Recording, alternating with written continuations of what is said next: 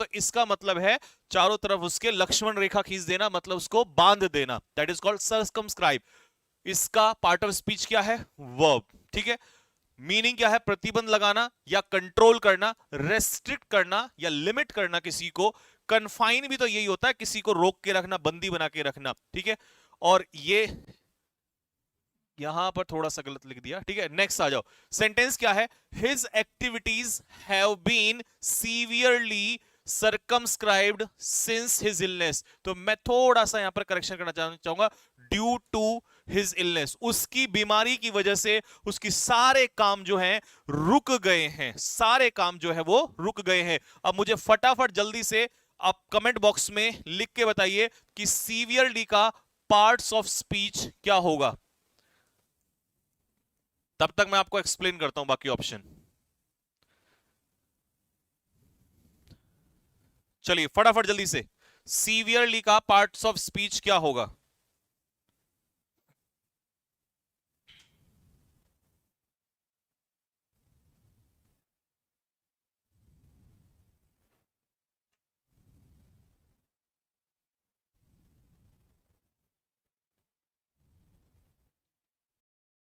तो ये वर्ब की इंफॉर्मेशन दे रहा है इसी। तो सीवियर जो होता है वो एडजेक्टिव होता है, एलवाई लग जाए तो ये एडवर्ब होता है, क्योंकि ये वर्ब की इंफॉर्मेशन दे रहा है। आपको बेसिक सुबह ग्रामर में पढ़ाया जा रहा है, फिर भी गलत कर रहे हो। तो ये वर्ब की इंफॉर्मेशन दे रहा है, इसीलिए क्या है यहां पर? एडवर्ब है। ठीक है, तो गलत कर दिया अगर आपने इसका नाउन या कुछ और लिखा है, ये है एडवर्ब। ठीक, चलिए अगला क्वेश्चन क्या है? ऑप्शन देखो जल्दी से, इसका आंसर क्या होगा? यहां पर वर्ड है कॉन्स्ट्रू, CONSTRUE, कॉन्स्ट्रू। कॉन्स्ट्रू का मतलब क्या होता है, पहले मैं आपको समझा दूं।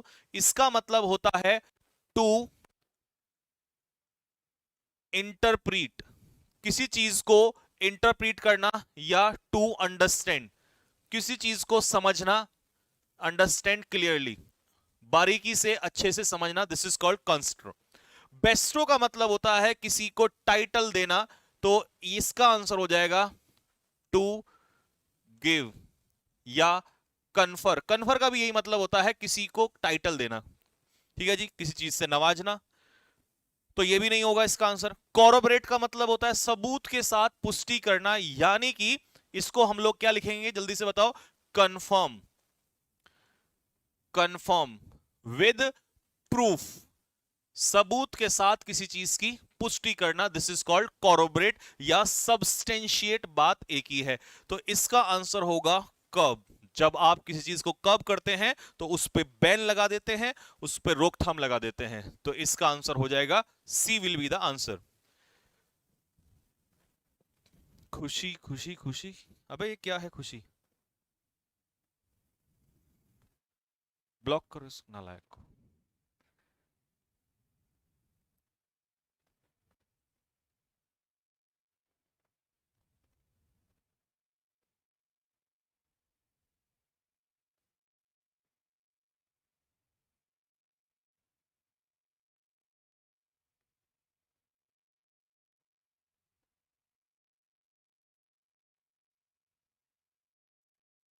चलिए फटाफट जल्दी से एक बार कमेंट में लिखो कि हाँ सर मैंने कर लिया है। अगर आपने नोट कर लिया हो तो फटाफट कमेंट बॉक्स में लिखो जल्दी से। ये ऐसे कोई भी कमेंट करे ना बेहूदे, उसको ब्लॉक करो, बच्चों को डिस्टर्ब करता है। हाँ जी, पहला क्वेश्चन हो गया। Question number 1 over, now go for question number 2 fast. Dilettante part of speech क्या है इसका? नाउन। इसका मतलब क्या होता है? इसका मतलब होता है एक ऐसा बंदा, एक ऐसा पर्सन, एक ऐसा व्यक्ति जो किसी काम को जब करता है तो प्रोफेशनली नहीं करता है, नॉन प्रोफेशनल होता है। तो a person who is non professional, that is called dilettante. तो नॉन प्रोफेशनल यहां पे लिखा हुआ है। अब जो बंदा नॉन प्रोफेशनल है, इसका मतलब वो एक्सपीरियंस नहीं है उस काम में। तो कैलो का मतलब होता है इनएक्सपीरियंस्ड, जो किसी काम में एक्सपीरियंस ना रखता हो। और टायरो भी आप जानते हो बिगिनर ही होता है, एक तरीके से नौसिखिया ही होता है। और डेवलर भी यही होता है जो किसी काम को कैसे कर रहा होता है? बिगिनिंग रूप में, बिगिनर के रूप में कर रहा होता है। और अमेचर भी यही होता है, नौसिखिया ही होता है। तो अगर इसके जैसा कोई वर्ड आएगा तो यहां पर कंप्लीट हो चुके हैं सारे वर्ड लगभग लगभग। सेंटेंस क्या है? The manager, part of speech आपको बता ही दिया। The manager found the new guy a dilettante. जो नया लड़का आया था कंपनी में, उसे कैसा लगा कि वो एक तरीके से प्रोफेशनली काम नहीं कर रहा, वो नौसिखिया है। Who did not take his job seriously, अपनी जॉब को सीरियसली नहीं करता था वो, तो इसका मतलब वो नॉन प्रोफेशनल बंदा था। ठीक है, अब देखिए इसका सिनोनियम बताइए फटाफट। चारों ऑप्शन आपको दिए हुए हैं, चारों को मैं एक बार एक्सप्लेन कर देता हूं। ऑप्शन डी क्या है? इनरवेटेड क्या होता है? इनरवेटेड होता है वीक, कमजोर। ठीक है जी, तो ये हो गया आपका डी ऑप्शन, तो ये तो आंसर नहीं होगा। शोवेनिस्ट क्या होता है? किसी चीज पे अंधी भक्ति करने वाले लोग जो होते हैं ना, उसे कहते हैं शोवेनिस्ट। तो इसका आंसर हम यहां लिखेंगे blindly devoted. Blindly devoted, devoted. तो जो लोग ब्लाइंडली डिवोटेड होते हैं ठीक है, बट अंधभक्त जिन्हें कहते हैं, भक्ति ठीक है बट अंधभक्ति जो है वो खतरनाक है। तो ब्लाइंडली डिवोटेड किसी भी चीज पर होते हैं तो उन्हें कहते हैं शोविनिस्ट। तो डिवोटेड इसका पेपर में ऑप्शन आएगा, ब्लाइंडली मैंने लिख दिया है आपको मीनिंग समझाने के लिए। ठीक है, चलिए लुडिक्रस क्या होता है? ये होता है ऐसी बातें जिनका कोई लॉजिक ना हो, इलॉजिकल या इरेशनल, जिसमें कोई लॉजिक ना हो, या इररिलेवेंट। तो मैंने दो ही ऑप्शन लिख दिए यहां पर। तो नोवाइस इसका आंसर होगा। नोवाइस कौन होता है? नौसिखिया होता है। अगर हम किसी को नोवाइस कहते हैं तो उसे नौसिखिया कह रहे होते हैं। हाँ, अगर नोवाइस है तो नौसिखिया इसका आंसर है। ठीक है,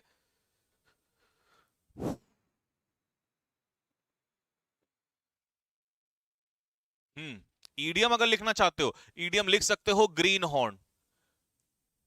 ग्रीन हॉर्न भी वही होता है ईडियम में, यानी कि एक तरीके से नौसिखिया ही होता है, बिगनर ही होता है ये भी।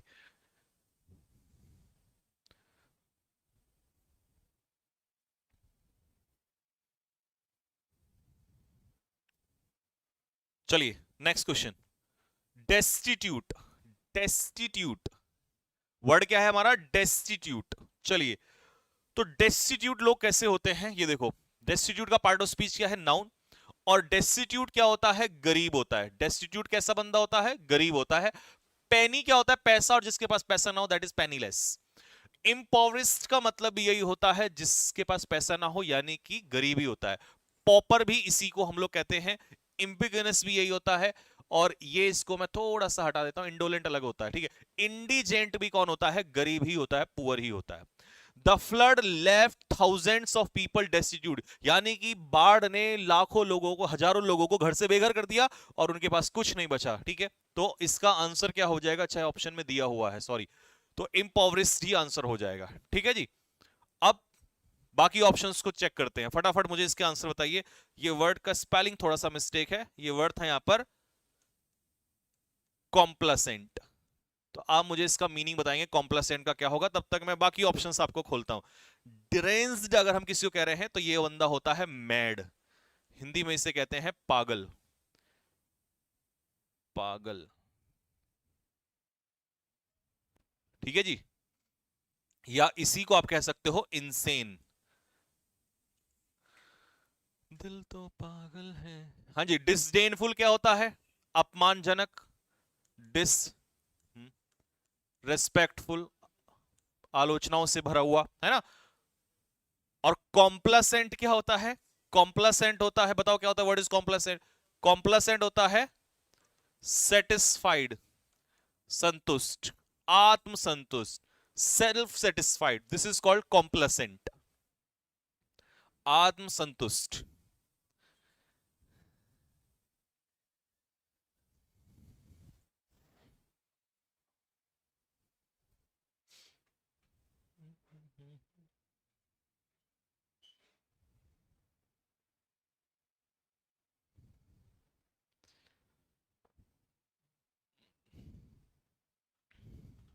हाँ जी, डन हो गई बात।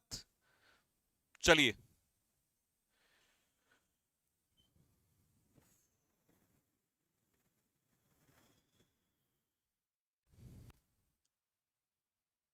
वर्ड नंबर 4 क्या है? Word number 4 rectitude. क्या होता है इसका part of speech? Noun. Meaning क्या है इसका? ईमानदारी, इंटीग्रिटी, राइटियसनेस, ऑनेस्टी, हर बच्चे को पता है। प्रॉबिटी भी यही होता है, ईमानदारी और अपराइटनेस भी ईमानदारी ही होता है। लगभग इसके सारे वर्ड इसी में आ चुके हैं, अगर आपको देगा तो इन्हीं में से उठा के देगा। She gained a great honour, उसने बहुत इज्जत प्राप्त की है। फॉर हर रेक्टिट्यूड, मैं चाहता हूं कि मुझे हर का पार्ट ऑफ स्पीच बताएं फटाफट जल्दी से। ऑप्शन में है आपका एडवर्ब, नाउन, एडजेक्टिव, प्रोनाउन। फटाफट कमेंट बॉक्स में मुझे हर का पार्ट ऑफ स्पीच बताओ जल्दी से। चलिए तब तक मैं ऑप्शंस खोलता हूं आप लोगों के लिए। तो ईमानदारी का उल्टा बताओ ऑप्शन में क्या होगा। ऑनवे क्या होता है? ऑनवे होता है थकान, ठीक है जी। वेरीनेस, वेरीनेस या बोर्डम, बोर्डम, बोर्ड हो जाना है ना, थकान। गेट क्या होता है? ये होती है चाल, जिसे हम कहते हैं मैनर ऑफ वॉकिंग, चलने का तरीका जो होता है ना। चाल होती है ना, कुछ लोग ऐसे चलते हैं, कुछ यूं चलते हैं मुर्गे की तरह, कुछ यूं कमर झुका के चलते हैं, ठीक है, अलग अलग चाल होती है। तो that is called manner of walk, ठीक है।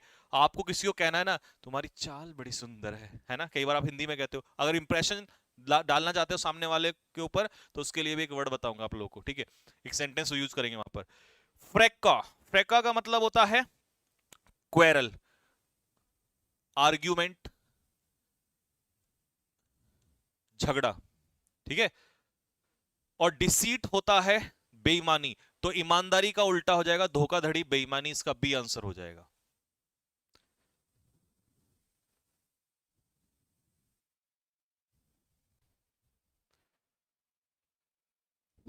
Pronoun, okay. देख बेटे, रेक्टिट्यूड अभी मैंने बताया, रेक्टिट्यूड क्या होता है? नाउन, और जो नाउन की इंफॉर्मेशन दे उसको क्या कहते हैं? एडजेक्टिव। तो इसका पार्ट ऑफ स्पीच होगा एडजेक्टिव, प्रोनाउन नहीं होगा वहां पर वो। अगर आप प्रोनाउन ले रहे हो तो ऑप्शन गलत है। फटाफट ऑप्शन लिखो सारे के सारे, फिर मैं आपको एक सेंटेंस देता हूं। अगर आपको किसी की बढ़ाई करनी है इंग्लिश में और आपको कहना है क्या चाल है आपकी, आपकी चाल बहुत सुंदर है ना, तो आप उसको कैसे कहोगे? लिखो फटाफट जल्दी से। योर गेट इज सुंदर, ऐसे ही कहते हैं ना, क्या दिक्कत है? योर ग्रेट इज ग्रेसफुल, ये सेंटेंस यूज करना है आपको। लिखो your gait is graceful, wow क्या चाल है आपकी, है ना। Your gait is graceful.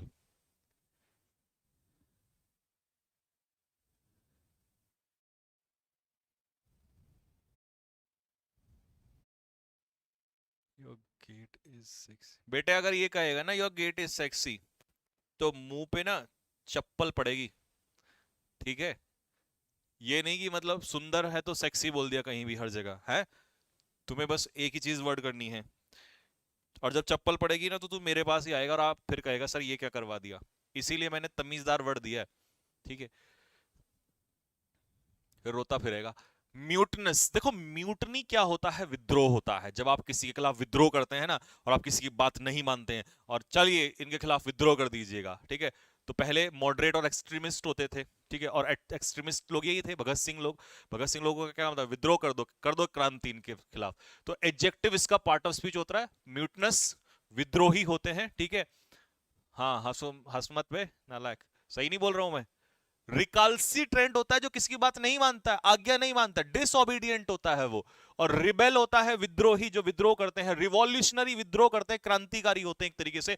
Insurgent जो होते हैं वो मॉडरेट नहीं होते, वो विद्रोह करते हैं, अटैक करते हैं, आक्रमण करते हैं, कहीं भी घुस जाते हैं।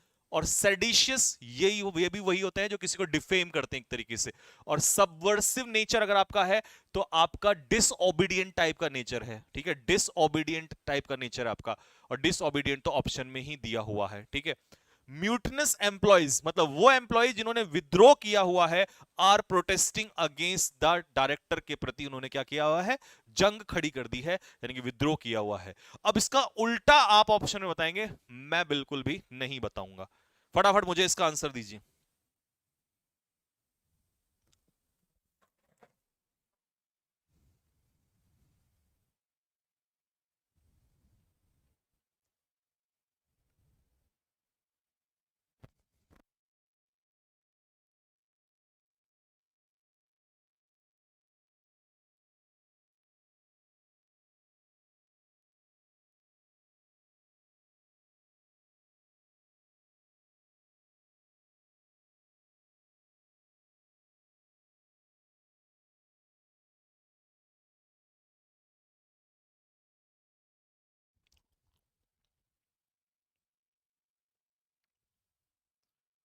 ओके, चलिए,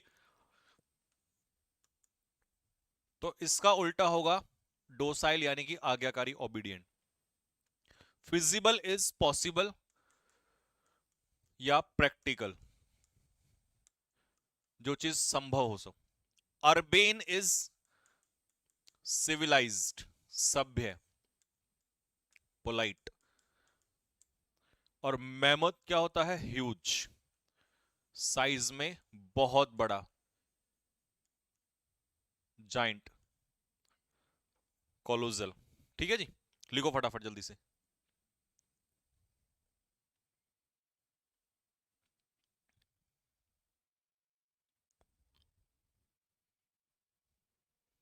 चलिए, नेक्स्ट क्वेश्चन नंबर 6। ग्रिसली, हाँ जी, व्हाट इज ग्रिसली?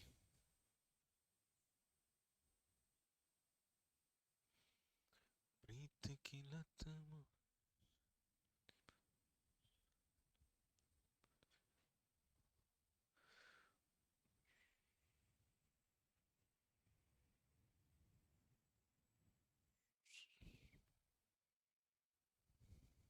हाँ जी, तो ग्रिसली क्या होता है? ग्रिसली होता है भयानक। इसका पार्ट ऑफ स्पीच क्या होता है? एडजेक्टिव होता है, ठीक है, डरावना, अपेलिंग डरावना, टेरिबल डरावना, ग्रूसम बहुत ही भयानक एक्सीडेंट होता है। घिसली भी डरावना ही होता है, हिडियस भी बहुत ही घिनौना, बहुत ही गंदा, मैकबरी भी यही होता है, हॉरेंडस भी यही होता है, और ऑफुल भी डरावना ही होता है। सारे इंपॉर्टेंट वर्ड है, लिख लो इनमें से फटाफट, ठीक है, कोई सा भी फंस जाएगा। The murder of the girl, उस लड़की का जो मर्डर था, वॉज हॉरिबल, मतलब बहुत भयानक था, ग्रिसली। ठीक है, तो इसका उल्टा क्या होगा? उल्टा आंसर होगा इसका, दैट इज, यानी कि अनप्लीजेंट होता है। अगर हम इसकी बात करें तो इसका मीनिंग हो जाएगा अनप्लीजेंट, अनप्लीजेंट। तो एंटोनियम क्या होगा? एंटोनियम हो जाएगा इसका प्लीजेंट। ऑप्शन देखो, हमड्रम लाइफ कैसी होती है? बोरिंग होती है, ठीक है, डल एंड बोरिंग लाइफ होती है। ठीक, ग्रेशियस क्या होता है? काइंड, दयालु। और ये तो मैं आपको बताऊंगा ही नहीं कि ग्रेसफुल क्या होता है, अभी बताओ कमेंट बॉक्स में लिख के, पिछले ही सेंटेंस में आपको दिया था मैंने इसका।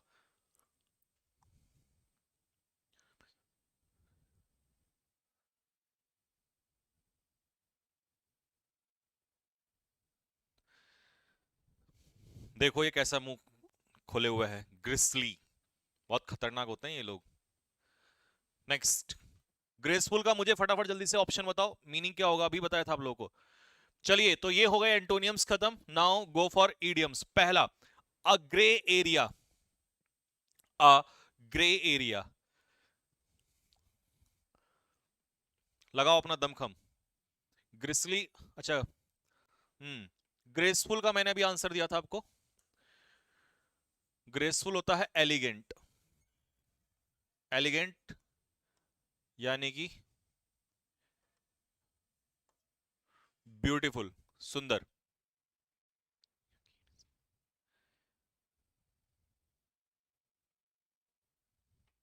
शानदार। Give me the answer of this, a grey area. देखिए, ग्रे एरिया, हम जैसे सपोज करिए हमने कहा यार मुझे ना कुछ हालात समझ में नहीं आ रहे, तो it means it is grey area for me. जब आपको किसी परिस्थिति को समझने में कठिनाई हो और वो सिचुएशन आपको समझ में ना आए, तो that is called grey area. तो इसका आंसर क्या हो जाएगा? An unclear situation. जो तुम बी लगा रहे हो ना, ग्रे एरिया, वो ग्रे मैटर होता है। कई लोगों ने वहां रटा हुआ है, ग्रे मैटर होता है, यूज योर ग्रे मैटर, मतलब ब्रेन, अपना दिमाग यूज करो। तो ग्रे मैटर अलग चीज होती है, यह है ग्रे एरिया। ग्रे एरिया मतलब एक ऐसी सिचुएशन जिसमें आपको चीज समझ ना आए, तो एन अनक्लियर सिचुएशन। इसका आंसर क्या हो जाएगा? B, not a. क्वेश्चंस अच्छे हैं, फटाफट जल्दी से। अब ए पे आ गए नालायक। Next, thick as thieves, thick as thieves, thick as thieves.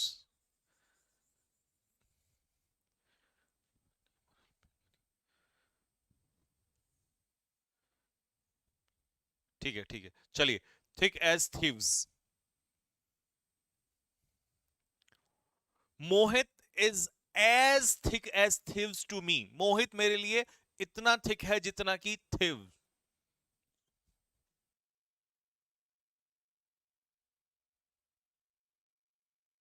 D. चलिए, मैंने डी पर टिक लगाया तो डी ही आंसर बता दिया। हैविंग अ क्लोज फ्रेंडशिप, अगर तुमसे कोई बंदा बहुत क्लोज है, तुम्हारा घनिष्ठ है तुम्हारा, तो इसका मतलब ही is as thick as thieves. ठीक है, तो ये इतना सारा ज्ञान मत लगाया करो बाबू। ठीक है, कि तुमने, मैंने यहाँ पे टिक लगा, मैंने जानबूझ के लगाया था, मुझे पता था मैंने यहाँ कर दिया तो कुछ लोग यहीं जाएंगे, फिर मैंने इसको भी कर दिया, मैंने कहा कि क्या पता कहाँ जाए। ठीक है, तो इतना सारा ज्ञान ना लगाया करो। बटर फिंगर्स, चलिए, फिंगर्स किसमें है आपकी? बटर में है। ठीक, अब थोड़ा सा सोच समझ के लगाना।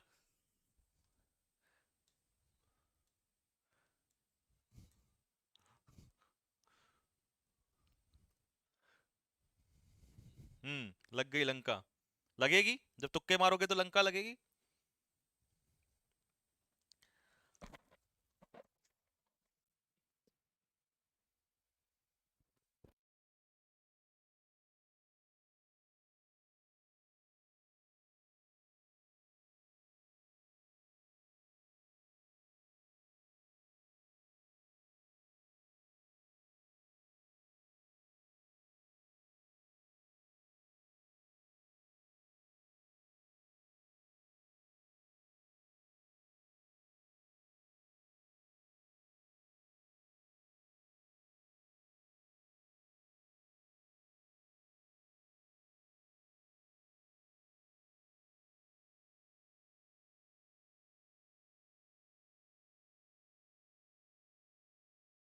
देखो, बटर फिंगर्स, अब जिन लोगों ने ये वाला दिमाग लगाया है ना कि सर बटर, आवाज नहीं आ रही?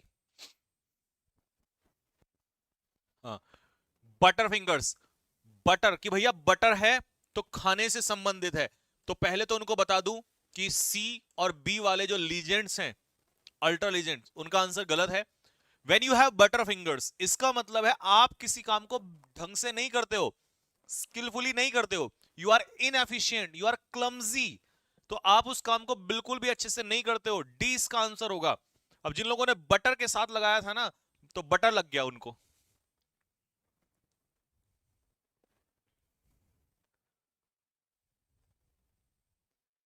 Next, no inside out, no inside out, everyone should know inside out what is going on.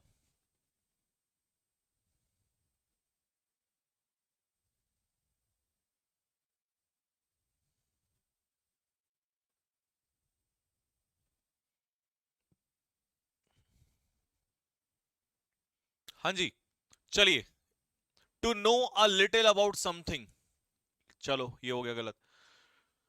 इसका मतलब होता है किसी चीज की पूरी जानकारी होना, to know something thoroughly. Inside out का मतलब है अंदर और बाहर की सारी चीजें आपको पता होना, that is called know inside out. तो ए नहीं ना B, C will be the answer. Pull something off, pull something off, हाँ जी, तो Australia pulled the last match off from, किससे? इंडिया से। हिंट भी दे दिया, आंसर बताओ फटाफट।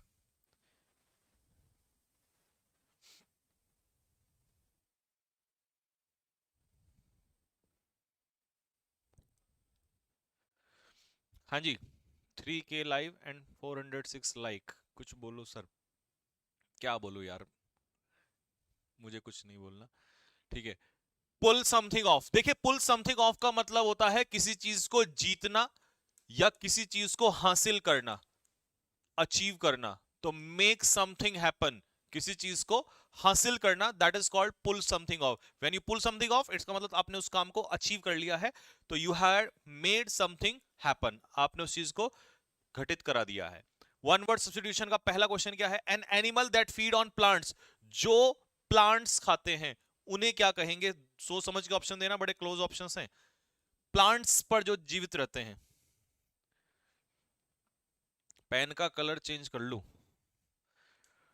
एक एक सेकेंड, कौन सा करूं बताओ। कि ओमनीवोर्स क्या होते हैं? जो ईट एवरीथिंग, मतलब मांस भी खाते हैं, और घास भी खाते हैं। घास इन द सेंस वेजिटेरियन भी है, नॉन वेजिटेरियन भी है। कार्निवोर्स क्या होते हैं? कार्निवोर्स होते हैं जो मीट ईटर, जो मांसाहारी होते हैं, ठीक है। ये सर्वहारी होते हैं, ओमनी मतलब सब खाते हैं, और ये शाकाहारी होते हैं, यही इसका आंसर होगा। और वेगन क्या होता है? वेगन होता है वो व्यक्ति जो ना तो मांस खाता है और ना एनिमल प्रोडक्ट यूज करता है, जैसे ना दूध पीता है, ठीक है। यानी कि एनिमल प्रोडक्ट का मतलब है दूध से बनी हुई कोई चीज नहीं खाता है, ठीक है। तो मीट भी अवॉइड करता है, person who avoids meat and animal product. जैसे विराट कोहली इज वीगन, तो उसने सब कुछ छोड़ दिया था, ठीक है, दूध वाली चीजें भी छोड़ दी। बहुत कम लोग होते हैं जो वेगन बन पाते हैं, क्योंकि दूध तो भैया बचपन से ही नीड होती है। तो वेगन वो लोग होते हैं, ठीक है। तो सी इसका आंसर होगा।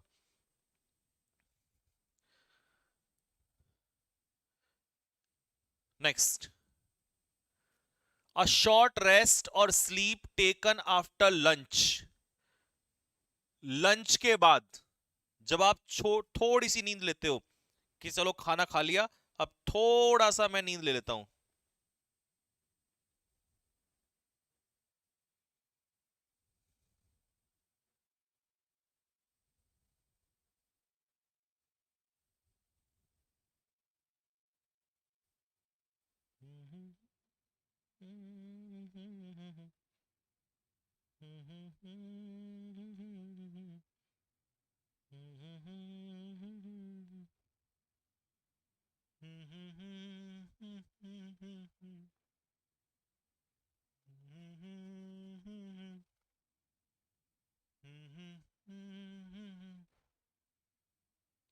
चलिए पहले तो मैं आपको बता दूं, शॉर्ट स्लीप इसका आंसर है।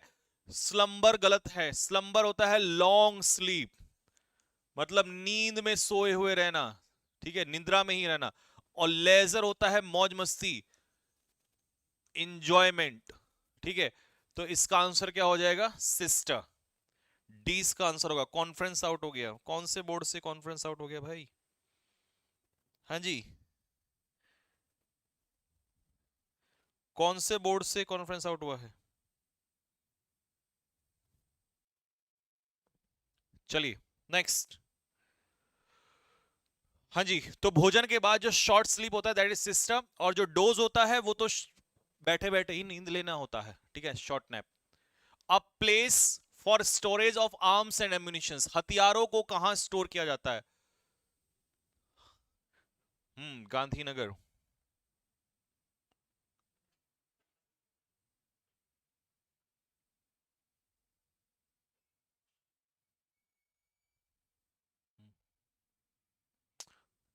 पहले तो हैंगार की स्पेलिंग सही कर देता, HANGAR। हाँ जी, आज ग्रेन्स।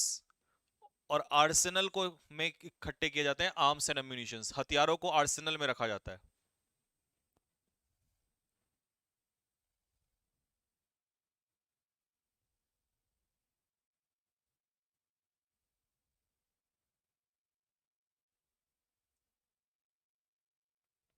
हम्म, डी। डी तो आंसर आ गया। ये बताओ जरा, यहां कौन क्या क्या खड़े किए जाते हैं? एयरक्राफ्ट,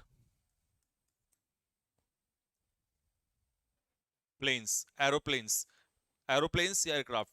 हार्बर जो होता है ना, हार्बर, हार्बर पे पानी के जहाज खड़े होते हैं, ठीक है। नेक्स्ट, स्पेलिंग बतानी है। Find the incorrectly spelled word. इनमें से किसकी स्पेलिंग गलत है? यानी कि तीन स्पेलिंग सही है और एक स्पेलिंग गलत है, तो you have to find out the incorrectly spelled word.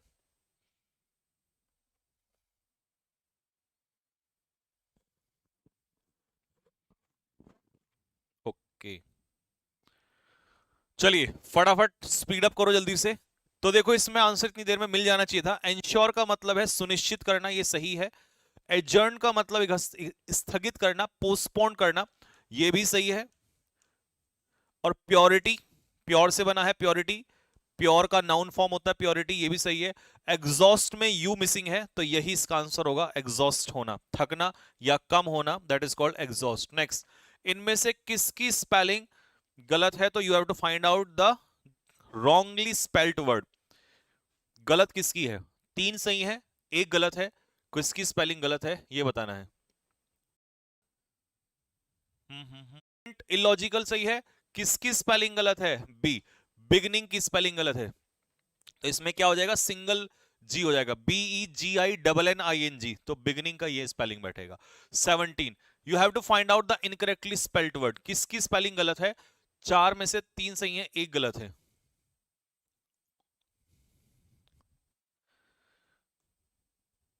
मैंने तेरे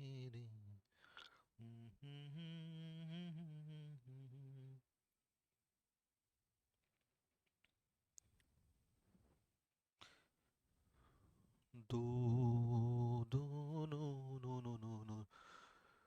हाँ जी जी जी जी जी बताइए, सिंडिकेट क्या होता है? अ ग्रुप ऑफ मर्चेंट्स, व्यापारियों का समूह, इसीलिए इसका नाम सिंडिकेट बैंक पड़ा है। ठीक है जी। कॉन्टेम्पलेट क्या होता है? थिंक, सोच विचार करना। कॉपरेट, सहयोग करना यानी कि सपोर्ट करना, तो ये भी सही है। टेम्परेट किस पर? TEMPEC, B. अबे ओ नालायको, बी के चाचाओ, कॉपरेट की सही है, टेम्परेट, TEMPERAT। टेम्परेट क्या होता है? मॉडरेट, ना बहुत ज्यादा ना बहुत कम, दिस इज कॉल्ड टेम्परेट।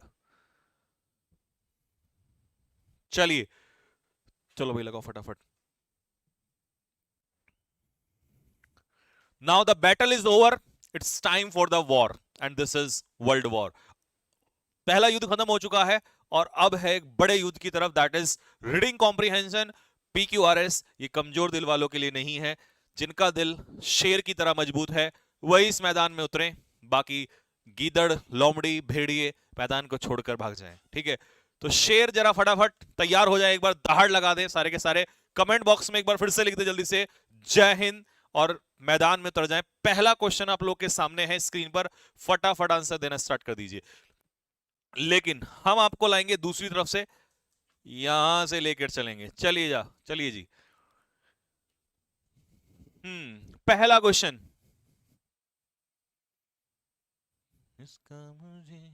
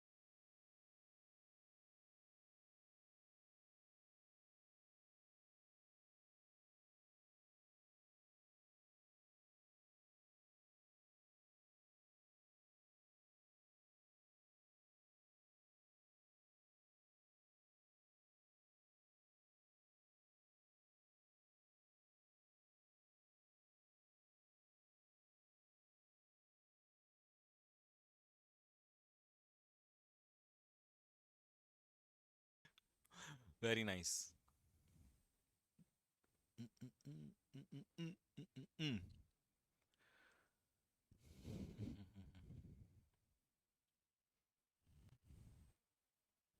सुनना मेरी बात ध्यान से,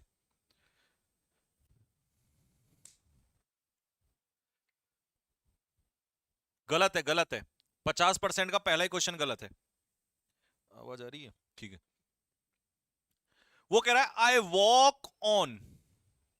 वॉकड ऑन, मैं चलता रहा। अब जैसे ही ऑन देखा तो कई लोगों ने रोड लगा दिया, मैं रोड पे चला। ठीक है, विच लेड टू, एस के बाद आर है ऑप्शन में, उन्होंने ये नहीं देखा लेड टू, जो कहां तक जो रोड कहां तक जा रहा था, जो लीड कर रहा था कहां तक जा रहा था, मेरे घर तक जा रहा था। तो एस के बाद क्यू आएगा, एस के बाद क्यू आएगा, एस के बाद क्योंकि रोड जो है विच लेड टू प्रेपोजिशन अपने पीछे ऑब्जेक्ट जरूर लेगा, और ऑब्जेक्ट वो लेगा जहां तक वो रोड जा रही है, और रोड जा रही है घर तक जा रही है, तो एस के बाद क्यू कंफर्म है, और एस के बाद क्यू ना इसमें है ना इसमें है ना इसमें है, 20 का आंसर होगा। अब सुनो क्या कहना चाह रहा है, आई वॉकड ऑन, मैं चल रहा, as fast as I could, जितना तेजी से मैं चल सकता था। कब तक चला वो, अंटिल आई रीच, जब तक मैं पहुंच नहीं गया उस रोड तक जो रोड मेरे घर तक जा रही थी। 20 का आंसर है। सर पहले क्वेश्चन ने दिमाग खोल दिया, आज तो बड़ा आसान सा लग रहा था, लेकिन ऐसे हादसे होते रहेंगे। क्वेश्चन नंबर 2, अब सोच समझ के करना जरा।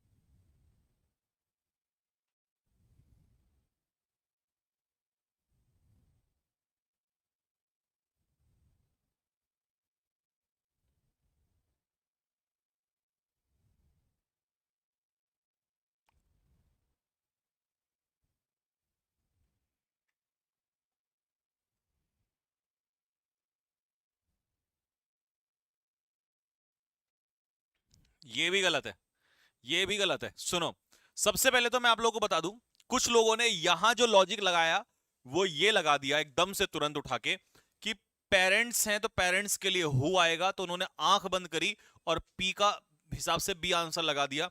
लेकिन वो तुमसे भी थोड़ा सा चालाक है, वो कुछ और भी देखना चाह रहा है, यहां पे चेक करो देखो। ठीक है, पी के बाद एस आएगा, ये बात कंफर्म है 100%। जो कंसीडर है वर्ब, जो कंसीडर करते हैं किसको, एजुकेशन ऑफ देयर डॉटर, अपनी बेटियों की एजुकेशन को कंसीडर करते हैं। लेकिन एस के बाद क्या आएगा, कंसीडर करते हैं अपनी बेटियों की एजुकेशन को, तो क्या कंसीडर करते हैं, क्योंकि कंसीडर तो आपने लगा दिया, कंसीडर करते हैं, क्या कंसीडर करते हैं और कैसा कंसीडर करते हैं, तो एजुकेशन को कंसीडर करते हैं। They consider the education of daughters क्या, अ नीडलेस लग्जरी, कि उन्हें लगता है कि उसकी जरूरत नहीं है। तो पी के बाद एस के बाद क्यू कंफर्म है 100%। पी के बाद एस तो तुमने लगा दिया, पी के बाद एस तो यहां भी है, और पी के बाद एस यहां भी है, बट पी के बाद एस आएगा, बट एस के बाद आर नहीं आएगा, एस के बाद आएगा क्यू। तो आप आर को इससे अच्छा फिर पहले ले लो, सी विल बी द आंसर। ये क्या हो रहा है सर आज, मैं हर उस दर्द से आपको लेके जाऊंगा जो पेपर में आपको दर्द दे सकता है। चलिए क्वेश्चन नंबर 8,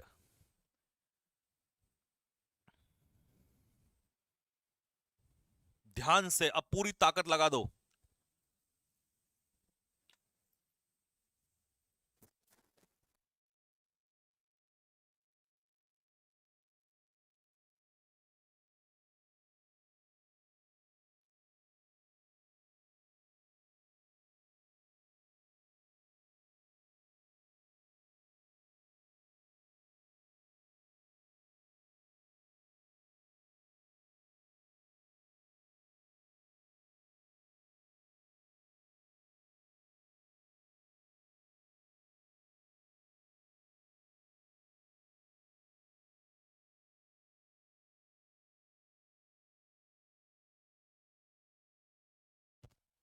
ये स्पैम कौन कर रहा है, ये सौरभ मिश्रा,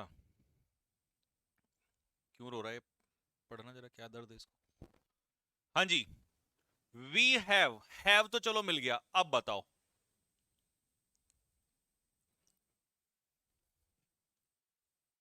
हम्म लव का चक्कर, डिप्रेशन, पढ़ पढ़।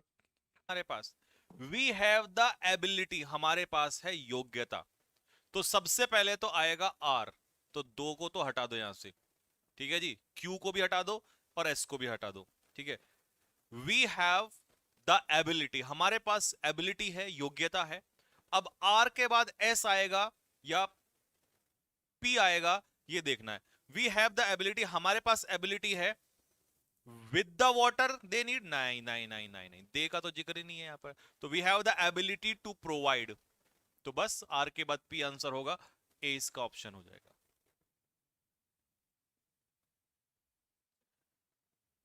हाँ भाई, करो इसको, अब बताओ क्या दर्द है।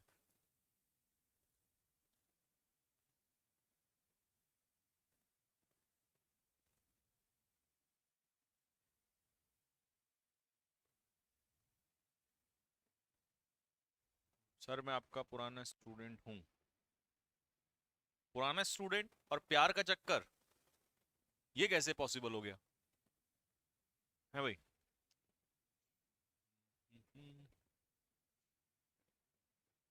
ये अलग है बच्चों, इसमें ये अलग है। यहां से पी स्टार्ट होगा, ये पी है यहां तक, ठीक है।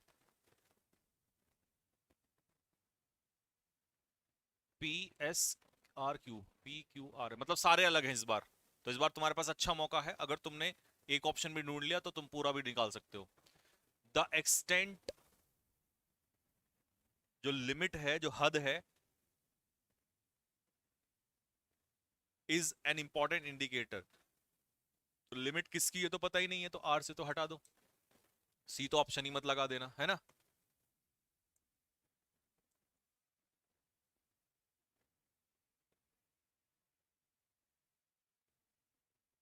B, the extent of women participation. चलिए एस से देख लेते हैं, महिलाओं के पार्टिसिपेशन का जो एक्सटेंट है, Q, in various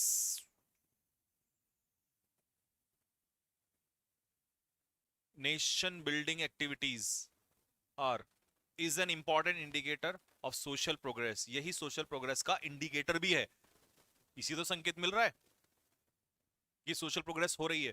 done, B. अब चेक करो फटाफट जल्दी से।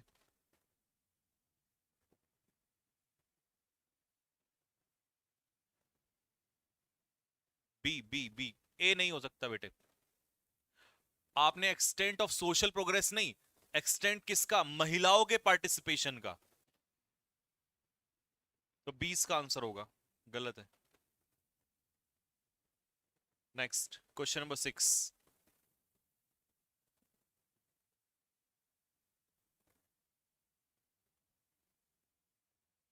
सर हम आपके पुराने स्टूडेंट हैं, हमें आज तक लव शव नहीं हुआ। बिल्कुल सही, कुछ नहीं रखा बेटे, इस लव शव के चक्कर में मत पड़ो, नहीं तो बैठे बैठे रोओगे भी और हंसोगे भी।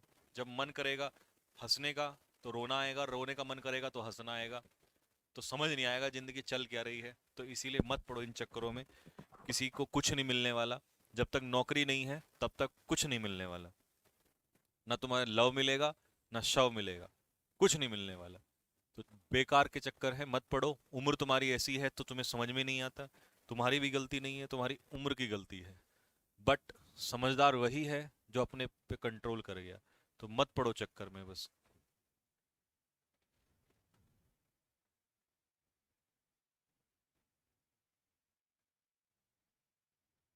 मैं तो इतना ही तुम्हें समझा सकता हूँ।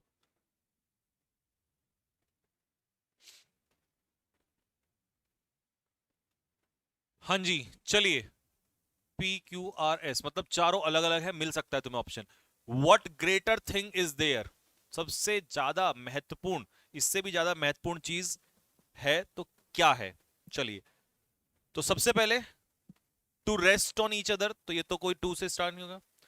दे कौन है, प्रोनाउन, इससे भी स्टार्ट नहीं होगा। अब तो पी और आर तो हटा दो, पी भी गया और आर भी गया।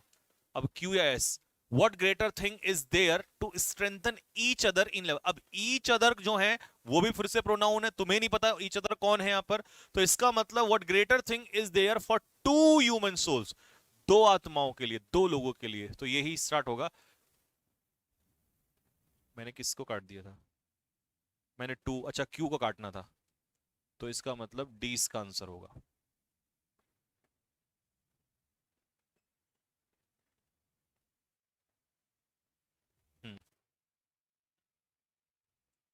Next, towards the end of the 18th century quite a number of economist, 18वीं शताब्दी के अंत में काफी सारे जो इकोनॉमिस्ट हैं, तो यहां तक फिक्स है, अब इसके बाद उठाना है। तो ये आपको लगभग लगभग क्या मिल गया, अ नंबर ऑफ इकोनॉमिस्ट, मतलब एक तरीके से सब्जेक्ट मिल गया। ऑप्शन में एस कहीं भी नहीं है, तो एस से तो स्टार्ट ही मत करना।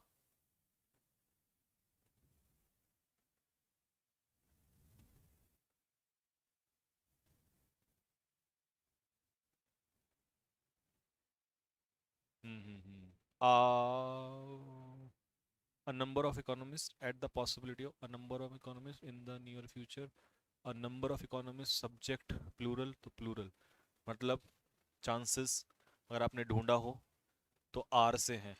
अब R के बाद क्या आएगा ये देख लो, R के बाद P या Q।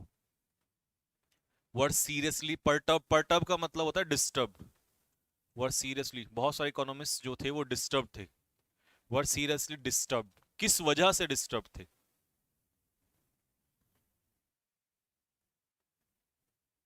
आर के बाद आ जाएगा Q, at the possibility of, इस चीज को लेकर, किसकी? स्टारवेशन की, भुखमरी की समस्या को लेकर, जो संसार फेस करेगा कब? नियर फ्यूचर में। तो आर क्यू, यानी कि आंसर होगा इसका बी। तुम्हारा क्या आंसर है, तुम चेक करो फटाफट।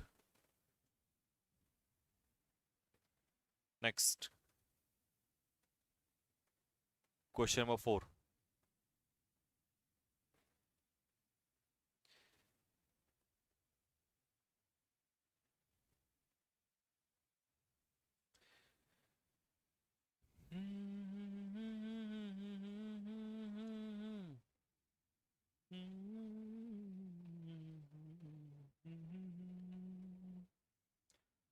देखो इसमें 6 आएगा लास्ट में और 1 आएगा फर्स्ट में, तो ये फिक्स है।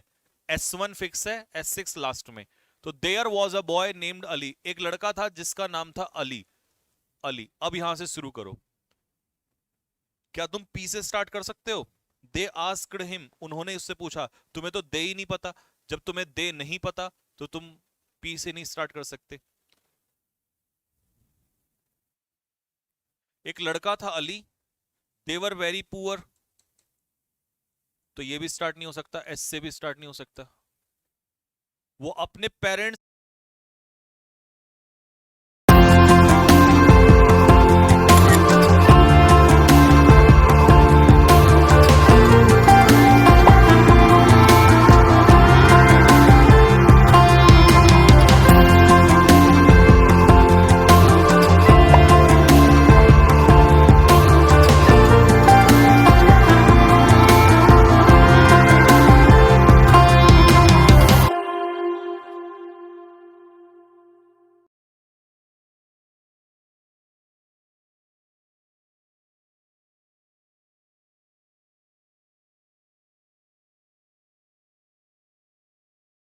बेटे के इंतजार में क्रमशः मेरी 1, 2, 3, 4 बेटियां हो गई। मेरी दादी सास कहती थी कि राजकुमार के बेटी सब बखारी सुन के देते।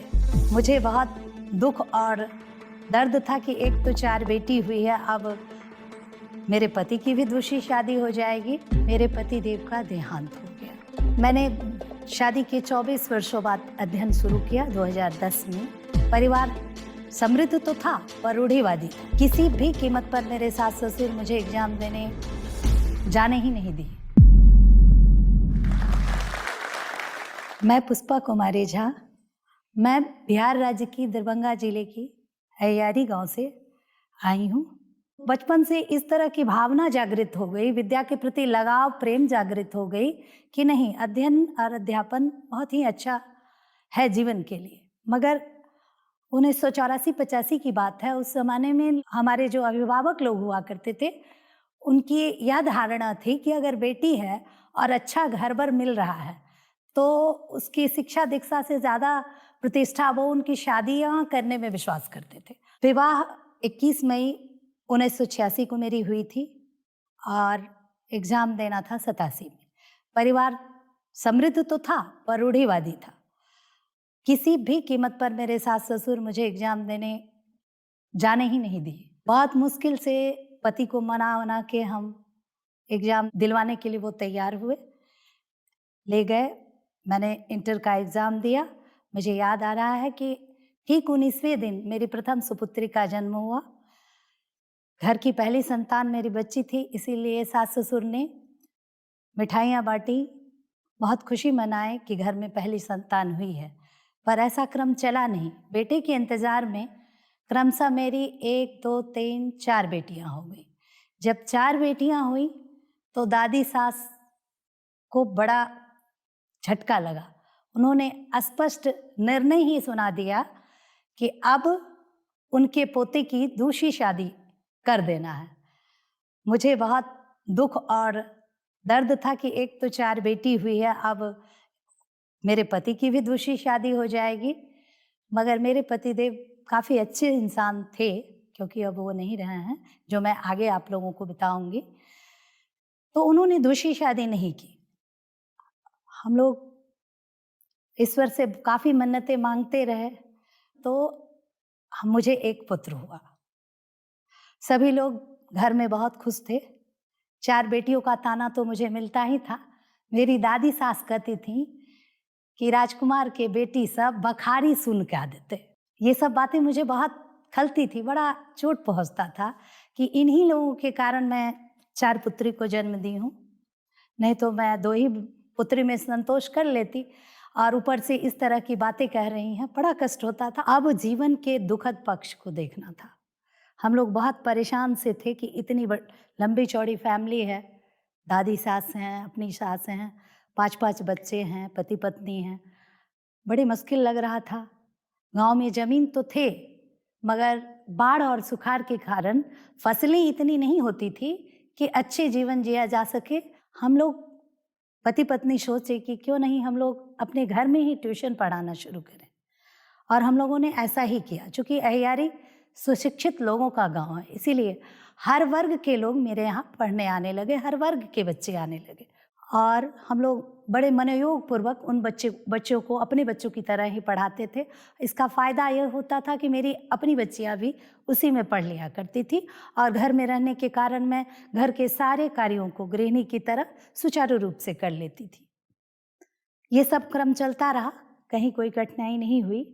मगर फिर 2013 में मेरे पति देव का देहांत हो गया। यह स्थिति मेरे लिए अत्यंत दुखद थी। गरीबी से तो मुकाबला किया जा सकता है, मगर किसी से बिछोह हो तो यह बड़ा दुखद बात होती है। और फिर घर का मुखिया ही चला जाए तो समझा जा सकता है कि मेरे ऊपर दुखों का पहाड़ टूट पड़ा। हुआ ये कि मेरे पतिदेव मेरा नामांकन स्नातक में करवा दिए थे 2010 में। मैं 24 वर्षों के बाद, 86 के बाद घर से 2010 में बाहर निकली थी। तो वहाँ मुझे केवल उनकी ये शर्त माननी पड़ी थी कि गांव का महाविद्यालय है, अहिल्या गौतम महाविद्यालय अहियारी, तो वहाँ सभी लोग अपने गांव के ही हैं, इसीलिए आपको घूंघट में जाना होगा। तो मैं अपने घर से निकलती थी तो पूरा एक बित्ते का घूंघट रखती थी कि मेरा मुंह नहीं कोई देख सके, तो मैं घूंघट से ही जाती थी और घूंघट में ही पढ़ी लिखी। मैं प्रथम श्रेणी में अच्छे अंकों के साथ स्नातक उत्तीर्ण कर गई। अब मेरी तीसरी बेटी स्नातकोत्तर मैं अपना नामांकन करवाने के लिए ललित नारायण मिथिला विश्वविद्यालय आने वाली थी।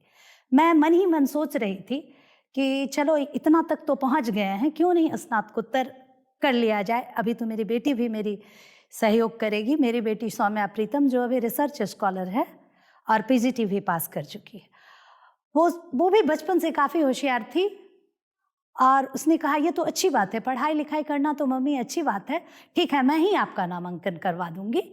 वह अपना भी नामांकन करवाई और मेरे नामांकन के लिए भी वह मुझे ले गई। वहाँ कार्यालय में मैंने देखा झांक कर कि बहुत बड़े बड़े विद्वान बैठे हुए थे, और मैं तो सुदूर ग्रामीण क्षेत्र से ही गई थी, जहाँ मैं घूंघट में रहकर ही पढ़ी थी। तो मेरा हिम्मत ही नहीं कर रहा था कि कार्यालय के अंदर प्रवेश करें। मैं गेट पर ही खड़ी रही। मैंने सौम्या को कहा कि जाओ बेटा तुम सारे काम कर दो, मैं साइन कर दूंगी, कोई बात नहीं है, सब कुछ हो जाएगा ठीक ठाक। बस अब मेरा अंदर से जैसे मैं भयभीत थी कि उतने बड़े विद्वान के बीच में जाऊं कैसे, क्या बोलूँगी, कैसे क्या कहूँगी, क्योंकि मैं अहियारी में मैथिली में ही बोल चाल करके घूंघट में ही प्रथम श्रेणी उत्तीर्ण कर ली थी, तो मुझे वहाँ कोई समस्या नहीं थी। यहाँ इतने बड़े बड़े विद्वानों के पास में जाने में मुझे काफ़ी समस्या लग रही थी। मेरा सौभाग्य रहा कि मेरे जो सहपाठी थे उनकी मैं माता के समान थी, मैं उन लोगों के बीच में काफ़ी बुजुर्ग थी, मगर उन लोगों ने कभी इस बात का एहसास मुझे नहीं होने दिया। सभी मुझे दीदी कहा करते थे। फिर मैं आती जाती रही। आने जाने के क्रम में मुझे काफ़ी कठिनाइयों का सामना करना पड़ा। चूँकि मैं समृद्ध परिवार से थी तो मैं हमेशा अपनी गाड़ियों से ही आया जाया करती थी, मगर यहाँ मेरी मुश्किलें ये थी कि मेरी गाड़ी बिक चुकी थी, मुझे पैदल आना जाना पड़ता था। फिर गांव की महिलाएं बोलती थी कि जवान बेटी तुम्हारी हो गई है, कुछ ज़मीन वमीन को बेचकर इनकी शादियां कर दो और निश्चिंत होकर घर में रहो। युवाओं को तो नौकरी मिलती नहीं है, तुम पढ़कर क्या कर लोगी, कौन सा कलेक्टर बन जाओगी, ये क्या जुनून तुमको सवार हो गया है। मगर फिर भी मैं उन लोगों के प्रश्नों का कोई उत्तर नहीं देती थी, हंसकर अपने काम में लगी रहती थी। हुआ ये कि फिर मैंने दोनों सेमेस्टर भी पास कर लिया, स्नातकोत्तर का रिजल्ट आया। मैं 1600 अंकों का एग्ज़ाम दी थी। 1600 में मुझे 1029 अंक मिले। सभी लोग बहुत खुश हुए।